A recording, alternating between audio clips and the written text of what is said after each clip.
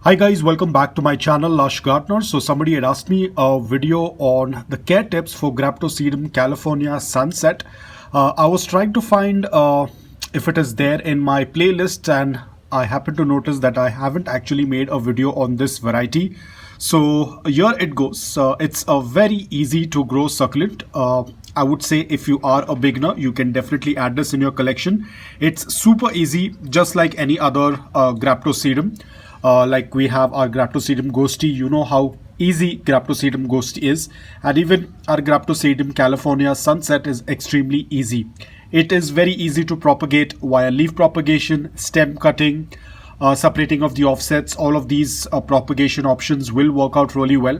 They are pretty fast with propagation. Over here I had done some stem cuttings. You can see now there are all pups on the stem, and I have kept the heads separately, and they are doing quite well. So a good amount of pups on the stem cutting, so they're very easy to propagate. The care is also very simple, but you have to give the basic care, which is the soil has to be loose, porous, well draining. Ensure the nutrient levels are very low in the soil. They do not like extremely organic soil. Apart from that, give them a good amount of morning direct sunlight.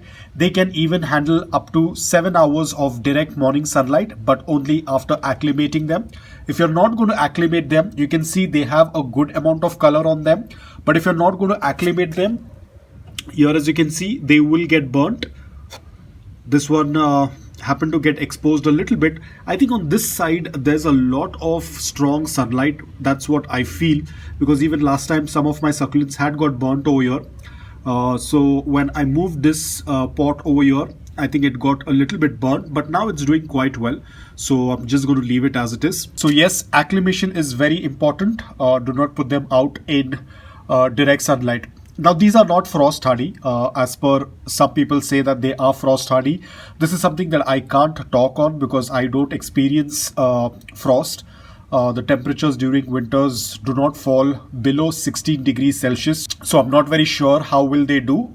If anyone has an experience of growing Graptosedums, I'm sure you must be getting all of your Graptosedums indoor. So to be on the safer side, don't leave them out in frost. I don't know, probably they might not do quite well because they do have a good amount of water in their leaves. So it's not a very good idea to leave them out. If you have any doubt, just move them indoor and grow them under a good quality of grow light. They prefer a lot of light. You cannot afford to keep them in less light. They will start to stretch. As I've said this earlier as well, even with morning direct sunlight for 2 to 3 hours, and after that if there is not much light, they will stretch. So they need a lot of light. 7 hours of direct morning sunlight. After that there has to be a very good intensity in that indirect bright light, and they will do quite well. So overall they are very easy. Pest issues, they are very resilient towards pest. I haven't seen, in fact, not only Graptosedum, even sedums, I haven't seen much issues with pest attack or fungus or powdery mildew. They are quite resilient. They do quite well, but it's always better to do a visual check once in 2 weeks or once in 3 weeks, because if your other succulents are infected with some kind of pest or fungus, then it can of course transfer onto this plant. So you have to be extremely careful. Do a visual check. To be on the safer side, just sprinkle some cinnamon powder on the upper layer of soil, and that will pretty much take care of it. So very simple, very easy. If you are a beginner, if you are into making arrangements, add this into your arrangement. Trust me, the arrangement is going to look absolutely beautiful because they have these really strong, vibrant colors. Just like how our Sedum Adolphi has, even these tend to turn really orange in color. They're not very colored at this point of time, but eventually they will. Watering, ensure when the soil is completely bone dry, you can wait for a couple of days and then go ahead and water. They are drought tolerant, but that doesn't mean that you are going to keep them underwatered excessively. Then that will start to make them drop their lower leaves. So ensure that you have a balanced watering, not too much, not too less. Just check that the soil is completely bone dry. Wait for another probably 4 or 5 days and then go ahead and do a complete watering until the water starts passing through the drain hole. So in that way you will be able to have a very well hydrated, nicely colored succulent. If you want during winters, as I said, you can just reduce the watering a little bit, not too much, if you want to get that beautiful stress colors.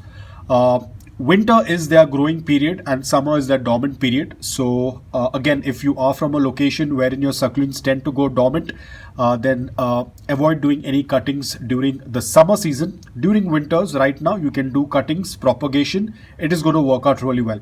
Luckily for me, it's not much of an issue. I tend to cut them or do leaf propagation throughout the year, and they still keep getting propagated. So thanks to my environment. So that's all about it, guys. I hope that this video was helpful to you. If it was, please hit the like button. And if you're new to my channel, please consider subscribing to it. Until then, take care, stay safe, and keep propagating.